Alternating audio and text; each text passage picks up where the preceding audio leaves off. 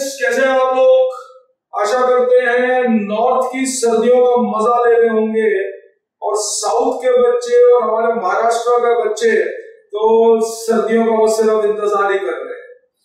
सो आज शुरू कर रहे हैं बेटा। सीए फाइनल लेवल के दो अकाउंटिंग स्टैंडर्ड्स हैं, अकाउंटिंग स्टैंडर्ड 18 और अकाउंटिंग स्टैंडर्ड 24। अकाउंटिंग स्टैंडर्ड 18 का नाम है रिलेटेड पार्टी ट्रांजैक्शंस और 24 है डिसकंटिन्यूइंग ऑपरेशंस। तो ये दो स्टैंडर्ड्स करने हैं। ऑफ कोर्स पहले हम अकाउंटिंग स्टैंडर्ड 18 की बात करेंगे, शायद आज के सेशन में अकाउंटिंग स्टैंडर्ड 18 ही होगा हमारा, that is relating to related party transactions. दोनों ही छोटे स्टैंडर्ड्स हैं, कोई इतने बड़े स्टैंडर्ड नहीं है, वेरी सब्जेक्टिव स्टैंडर्ड जो अभी हम पहले बात कर रहे हैं रिलेटेड पार्टी ट्रांजैक्शन। तो जो बेटा सब्जेक्टिव स्टैंडर्ड होता है तो उसके अंदर जो क्वेश्चंस भी आते हैं वो सब्जेक्टिव वे वाले आते हैं, वो क्वेश्चन सॉल्विंग अप्रोच नहीं होता है। उसके अंदर अगर आपका टेक्स्ट की नॉलेज सही होती है then only you can attempt that particular question. बहुत ही आसान स्टैंडर्ड है। सीए फाइनल के अंदर मतलब ये एक बड़ा ही बच्चू जैसा स्टैंडर्ड है। अब वो इंटर सीए में आ गया, लेकिन कई बार जो बच्चे होते हैं ना वही बेटा बड़े शैतान होते हैं। So you have to be very careful. So हम स्टार्ट कर रहे हैं अकाउंटिंग स्टैंडर्ड 18 AS 18, नाम है related party disclosures.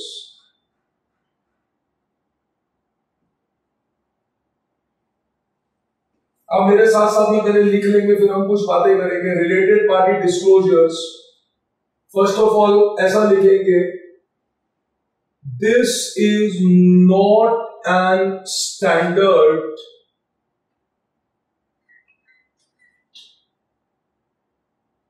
which prescribes any accounting treatment of the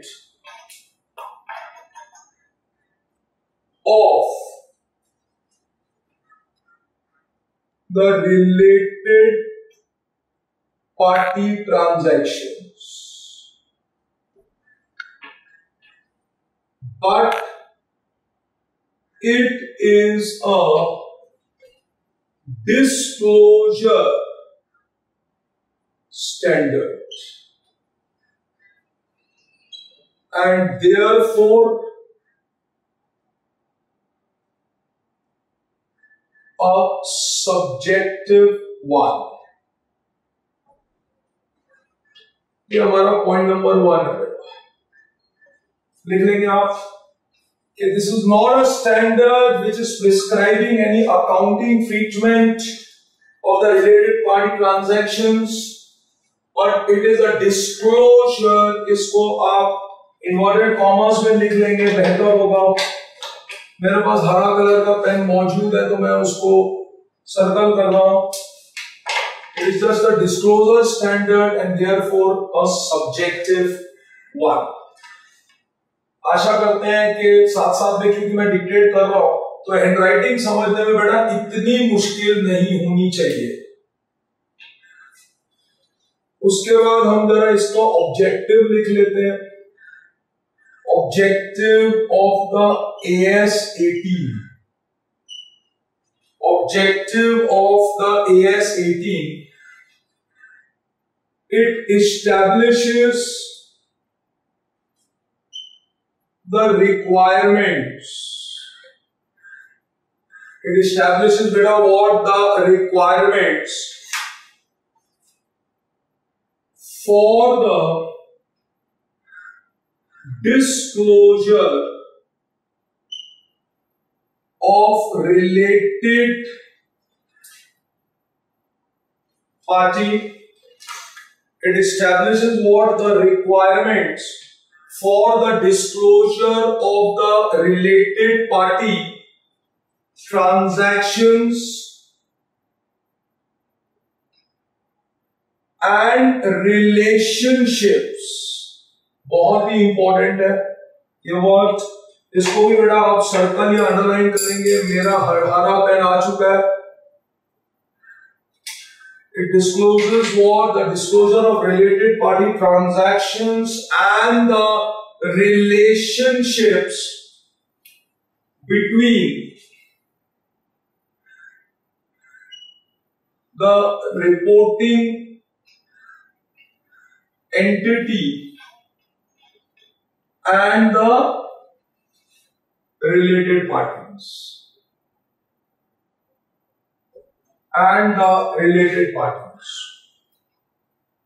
So ये है ऑब्जेक्टिव आपका. It establishes what बेटा? It establishes the requirements.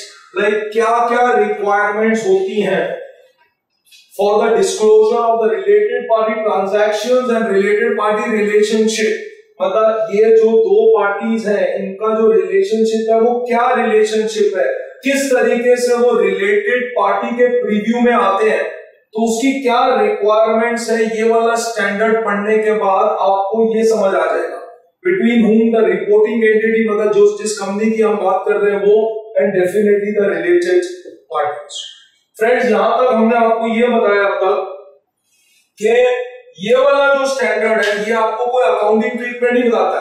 जैसे फॉर एग्जांपल जब हमने AS 14 किया था अमालगमेशन का स्टैंडर्ड, तो AS 14 तो आपको अकाउंटिंग ट्रीटमेंट बताता, वो सिर्फ टेक्स्ट नहीं था बेटा, वो सिर्फ सब्जेक्टिव नहीं था, वो अकाउंटिंग ट्रीटमेंट बता रहा था कि भाई अगर कूलिंग ऑफ इंटरेस्ट मेथड होगा तो ये ट्रीटमेंट करनी है, परचेज मेथड होगा तो ये करना है, गुडविल होगा तो ऐसा करना है, फलाना होगा तो वैसा करना है.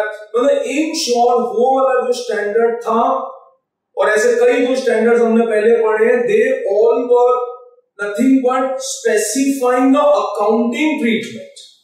ये वाला जो स्टैंडर्ड है कोई अकाउंटिंग ट्रीटमेंट नहीं बताता है बेटा. ये वाला स्टैंडर्ड सिर्फ ये बोल रहा है कि भाई एक रिलेटेड पार्टी है, ये वाली जो ट्रांजैक्शन है ये रिलेटेड पार्टी ट्रांजैक्शन है. तो रिलेटेड पार्टी ट्रांजैक्शन कौन सी है, किन लोगों को यहां पर रिलेटेड पार्टी माना जाएगा, उनका क्या रिलेशनशिप है with this particular reporting entity जिसकी हम बात कर रहे हैं, और उसका डिस्क्लोजर हम किस तरीके से करेंगे. That is what is been explained by this particular standard. उसके बाद बेटा 2-3 हम एग्जांपल्स लिख लेते हैं तो आपको आइडिया आ जाएगा before I start any further discussion. Examples of the related party transactions. बड़े ही सिंपल चीजें हो सकती है बेटा. सबसे पहले I can say it can be sales या परचेज इज सेल्स या परचेजेस ऑफ गुड्स. ये जो गुड्स होते हैं बेटा ये फिनिश्ड गुड्स भी हो सकते हैं और अनफिनिश्ड भी हो सकते हैं, मतलब कच्चा माल भी चलेगा. Number second, it is sales and purchases of the fixed assets. जब आप फिक्स्ड एसेट्स आपस में परचेज या सेल करते हैं, आपस में मतलब किसके साथ, ये जो रिपोर्टिंग एंटिटी है और जो रिलेटेड पार्टी. अब तक तो यहां पर बेटा मैंने ये बोला भी नहीं कि रिलेटेड पार्टी कौन होते हैं, लेकिन एक बात पक्की है कि एक मैं हूं रिपोर्टिंग एंटिटी, और दूसरे हैं आप, और आप रिलेटेड पार्टी के प्रीव्यू में आते हैं. तो जब मेरा और आपका ट्रांजैक्शन होता है तो वो रिलेटेड पार्टी ट्रांजैक्शन माना जाए. आप कौन हो अब तक मैंने वो नहीं दिखाया है, अब तक कोई मैंने बात नहीं, लेकिन आप मेरे कुछ लगते हो, ये बात पक्की. तो अगर आप मेरे कुछ लगते हो तो जब हमारे आपस में ये ट्रांजैक्शन होती है, कौन सी ट्रांजैक्शन होती है, sale purchase of goods, finished या अनफिनिश, सेल या purchase of our fixed assets. अच्छा अगर कोई सर्विस इंडस्ट्री है तो rendering oblique receiving of the services, rendering और receiving of the services. Then उसके बाद अगर कोई एजेंसी का अरेंजमेंट है, हमने कोई किसी चीज की एजेंसी दी हुई है या एजेंसी ली हुई है with the related party, so agency arrangement भी इस प्रीव्यू में आएगा. Examples of related party transactions. और उसके बाद एक और भी आ सकता है, that is nothing but hire purchase and leasing arrangements. तो ये मैंने बेटा आपको एक एग्जांपल दिया है, बिकॉज जब एक इंटर सीए का बच्चा पहली बार सीए फाइनल लेवल का कोई अकाउंटिंग स्टैंडर्ड सीखता है तो it is very much important, मतलब बड़ा जरूरी है बेटा कि आपको फर्स्ट 5-10 मिनट्स में पता चल जाना चाहिए कि आप जो भी करेंगे वो कैसी ट्रांजैक्शन होगी, वो ये वाली ट्रांजैक्शन। भाई हमने माल खरीदा बेचा, हमने फिक्स्ड एसेट बेचे खरीदे, हमने सर्विसेज दी या ली, हमने कोई एजेंसी दी या लिया, हमने कोई हायर परचेज या लीजिंग एग्रीमेंट, मतलब इन शॉर्ट हमारा कोई एसेट था, हमने उस हायर परचेज में दिया, और जिसको हमने दिया तो डेफिनेटली वो रिलेटेड पार्टी के प्रीव्यू में आता है। अब हायर परचेज में आपको पता है बेटा, हायर परचेज के अंदर इंटरेस्ट पार्ट आता है, तो अगर इंटरेस्ट पार्ट आता है तो major financial decision starts getting affected in the hire purchase transaction. तो अगर आपने वो किसी रिलेटेड पार्टी के साथ किया है तो उसका डिस्क्लोजर देना है, कैसे देना है, वो वाली सारी चीजें इस स्टैंडर्ड में बातें होंगी।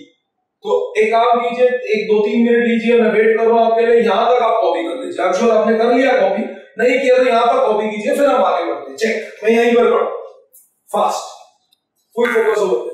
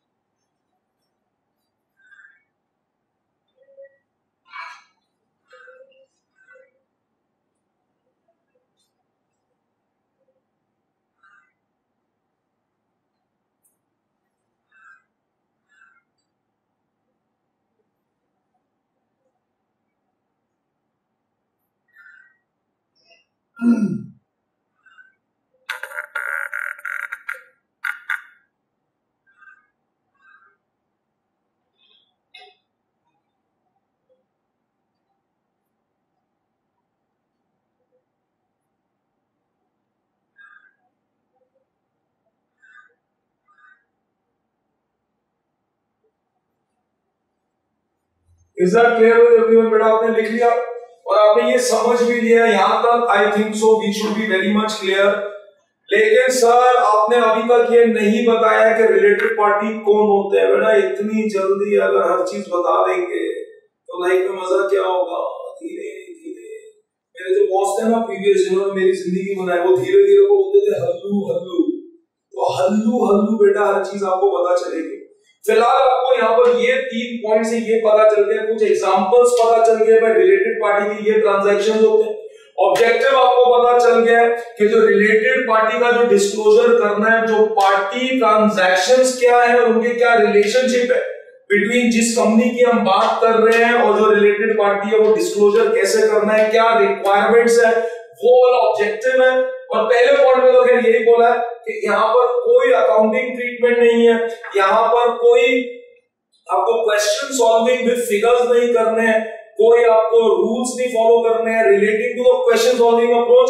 It is a text standard, it is a disclosure standard, it is a subjective standard.